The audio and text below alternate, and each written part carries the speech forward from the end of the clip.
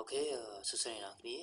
រសូមស្វាគមន៍មកកាន់ channel របស់ My Cisco Learning អូខេហើយសម្រាប់វីដេអូថ្ងៃនេះខ្ញុំចង់បង្ហាញក៏ដូចជាណែនាំអ្នកទាំងអស់គ្នា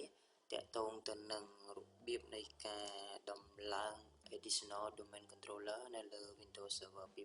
2016 អូខេហើយសម្រាប់វីដេអូមុនខ្ញុំក៏បានបង្ហាញអ្នកទាំងអស់គ្នាផងដែរ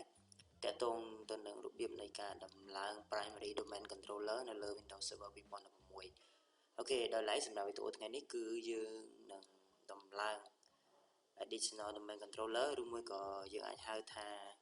secondary domain controller ឬក៏ backup domain controller អូខេអញ្ចឹងសម្រាប់វីដេអូថ្ងៃនេះគឺយើងធ្វើឡើងគឺដើម្បីការពារនៅពេលដែល primary domain controller down អញ្ចឹងរាល់ user ទាំងអស់គាត់នឹង access មកកាន់ secondary domain controller ឬមួយក៏ backup domain controller ហ្នឹងអូខេអញ្ចឹងអត្ថប្រយោជន៍វាគឺអញ្ចឹងអូខេអញ្ចឹងកុំឲ្យខាត់ពេលយូរយើងនឹងចាប់ផ្ដើមតែធ្វើការដំឡើងទាំងអស់គ្នាហើយអ្វីខ្លះដែលជា requirement មុននឹងយើងធ្វើការដំឡើង additional domain controller អូខេអញ្ចឹងឥឡូវយើងចាប់ផ្ដើមទាំងអស់គ្នាអូខេអញ្ចឹងសម្រាប់លើកថ្ងៃនេះយើងនឹងធ្វើការអនុវត្ត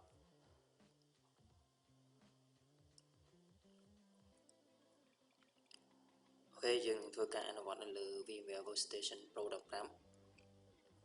ហើយសម្រាប់ server ដែលយើងនឹងយកមកធ្វើការអនុវត្តថ្ងៃនេះគឺយើងមាន2 server ទី1គឺដើរតួធ្វើជា primary domain controller server ទី2គឺ additional domain controller ឬមួយក៏ backup domain controller ហ្នឹងអូខេអញ្ចឹង server ទី1ខ្ញុំបានតម្លើង service តាក់ទងជាមួយនឹង Active Directory domain controller រួចរាល់ហើយនៅសល់តែ server ទី2ទេអូខេឥឡូវខ្ញុំចូលមកកាន់ server ទី1សិន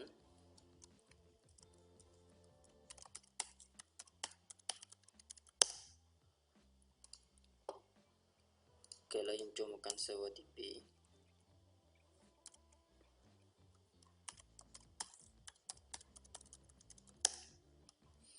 អូខេនេះគឺជា server ទី2អូខេអញ្ចឹងអ្វីដែលសំខាន់អ្នកទាំងអស់គ្នាត្រូវ verify សិនថា server ទី2ហ្នឹងវាស្គាល់ជាមួយនឹង server ទី1អត់តាមរយៈការ ping អញ្ចឹងទៅអូខេអញ្ចឹង IP របស់ server ទី2គឺ 192.168.10.101 អូខេឥឡូវខ្ញុំ ping ទៅកាន់ 192.168.10.100 ណាអូខេ100ហ្នឹងគឺជា IP របស់ primary domain controller អូខេអញ្ចឹងឥឡូវយើង ping ស្គាល់ហើយអូខេអញ្ចឹងមួយទៀតអ្នកទាំងអស់គ្នាត្រូវតែធ្វើការដាក់ IP របស់ domain controller primary កន្លែងនេះណាកន្លែង DNS យើងដាក់ IP របស់primary domain controller ពីព្រោះនៅក្នុង primary domain controller ហ្នឹងគឺយើងមាន run service តាក់ទងជាមួយនឹង AD ផងហើយនឹង service របស់ DNS ផងអញ្ចឹងយើងត្រូវដាក់ DNS វា IP របស់ server ហ្នឹងអូខេបន្តមកទៀតអ្វីដែលសំខាន់គឺអ្នកនរគ្នាត្រូវធ្វើការ join domain ទៅកាន់ primary domain controller ឲ្យហើយណាអូខេអញ្ចឹងសម្រាប់ខ្ញុំបាន join រួចហើយតាក់ទងជាមួយនឹង domain យើង join រួចរាល់ហើយសម្រាប់នៅលើ server ទី2នេះអូខេអញ្ចឹងបន្ទាប់ពីយើង verify តាក់ទងជាមួយ IP តាក់ទងជាមួយនឹង DNS ដែលយើងបានដាក់ទៅកាន់ server ទី1ហើយតាក់ទងជាមួយនឹងការ join domain រួចរាល់ហើយយើងនឹងចាប់ផ្ដើមធ្វើការដំឡើង service តាក់ទងជាមួយនឹង additional domain controller អូខេអញ្ចឹងឥឡូវចាប់ផ្ដើមដល់គ្នាគឺខ្ញុំធ្វើនៅលើ server manager ណាអូខេអញ្ចឹងតាក់ទងជាមួយនឹងការ add rule ឬមួយហើយនឹង feature យើងអាចធ្វើការ add នៅលើ line នេះក៏បានឬមួយនៅលើ manage នេះក៏បានណាអូខេដូចគ្នាទេឥឡូវខ្ញុំយក line manage ខ្ញុំយកពាក្យថា add rule and feature អូខេអញ្ចឹង line នេះខ្ញុំយក next ហើយខ្ញុំ click next ទៀត click next អូខេអញ្ចឹងកន្លែងនេះអ្នកនរគ្នា tick យកពាក្យថា Active Directory Domain and Service next អូខេអញ្ចឹងកន្លែងនេះគឺយើងដំឡើងជាមួយនឹង DNS មកទៅណាអូខេហើយ next install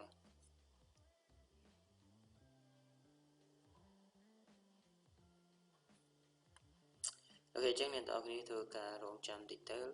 វាកំពុងតែ process តាក់ទងជាមួយនឹងការដំឡើង service តាក់ទងជាមួយនឹង Active Directory ហើយនឹង DNS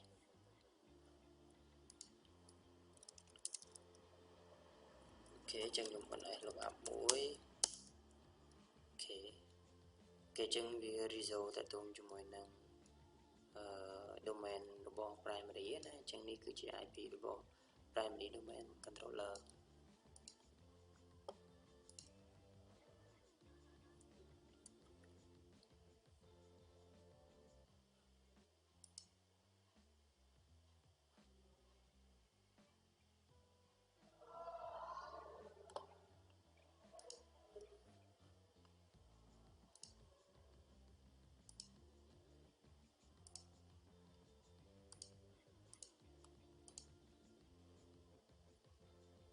ok ឥឡូវវា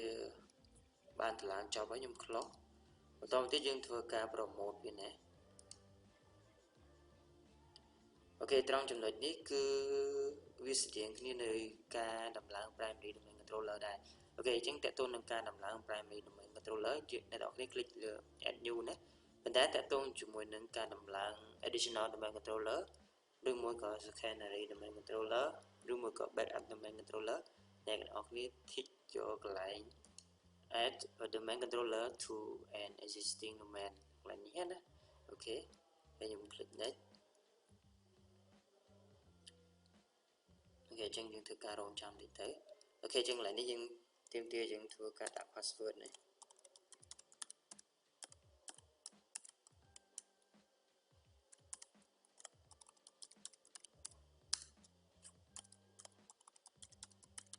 អូខេ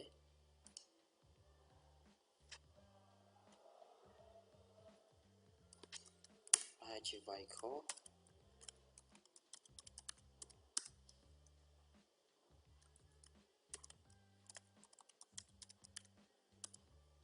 អូខេត្រូវហើយខ្ញុំ click next អូខេឥឡូវនេះខ្ញុំ click next ទៀតទៅ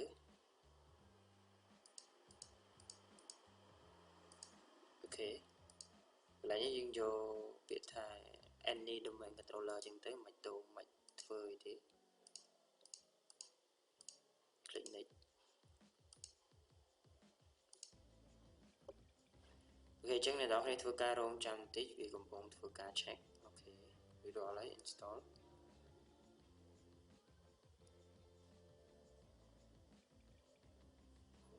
អូខេអញ្ចឹងនៅពេលដែលយើងដំឡើង service តាក់ទងជាមួយនឹង